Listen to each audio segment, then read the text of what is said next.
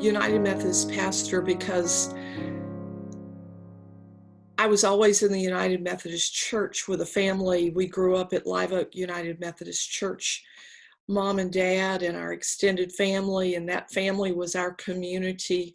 That was our whole life, our whole growing up. There's a little poem in my teenage years that shaped me. It said, "Heretic rebel, a thing to flout. They drew a circle that left me out, but love and I had the wit to win. They drew a circle that took me in." And the church was my circle.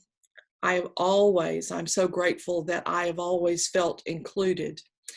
But going into ministry, the Methodist Church in that time, in the 60s and the 70s, there were still some places in the circle where we needed to widen. And as I looked at pastoral ministry, there was a subtle move toward other kinds of ministry, and that wasn't the calling. And so I went to college, married Scott, had family, taught school, until one day, and I can still remember Scott and I sitting in our backyard and me saying that I needed to pursue ministry and see what it was like and see if I could. And I would go through doors until I couldn't open the doors anymore. And that's how I began to pursue the local pastor process and began to pursue this thing of closing these years of ministry. Always, this story early in my ministry defined for me a relationship. I had been a pastor for like 3 weeks at little Portbury United Methodist Church. I was still trying on that pastor collar robe thing to see if it fit. And we got invited to this huge Gideon's dinner. It was still in the time when people actually went to banquets. And the dining room at the Hilton was just like acres of pastors who were all there. And the MC of the evening said, "We would like to honor our pastors. That's what this meal is for. And we'd like all the pastors to stand up and introduce their wives, introduce themselves and introduce their wives." And Scott leaned over to me and he said, "Are you going to stand up?" And I said, "Well, yes." That's not exactly what I said, but it's close enough for this purpose.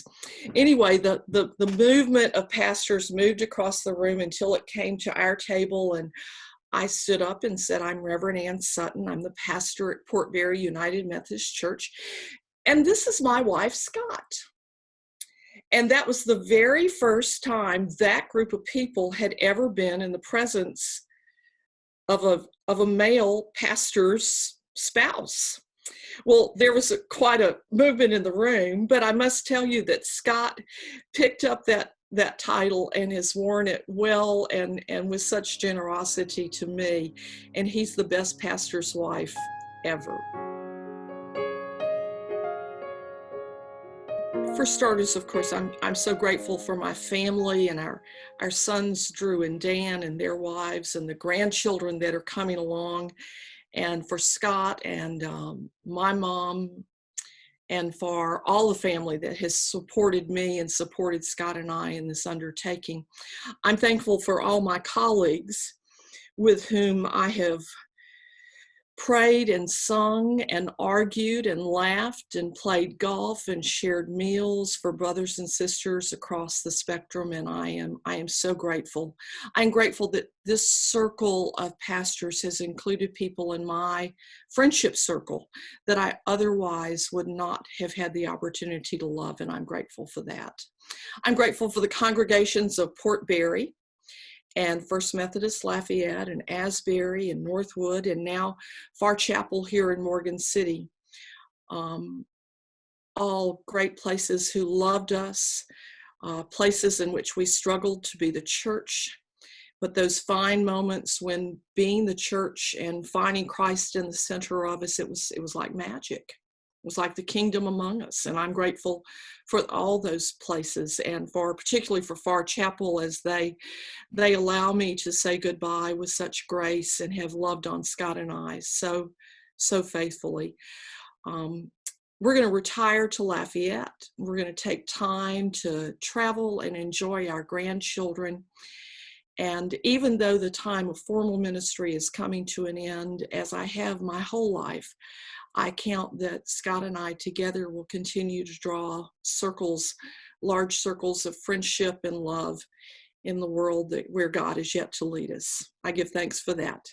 And I hope I will go, and I'll serve as best I can to serve God and love my neighbor. Amen.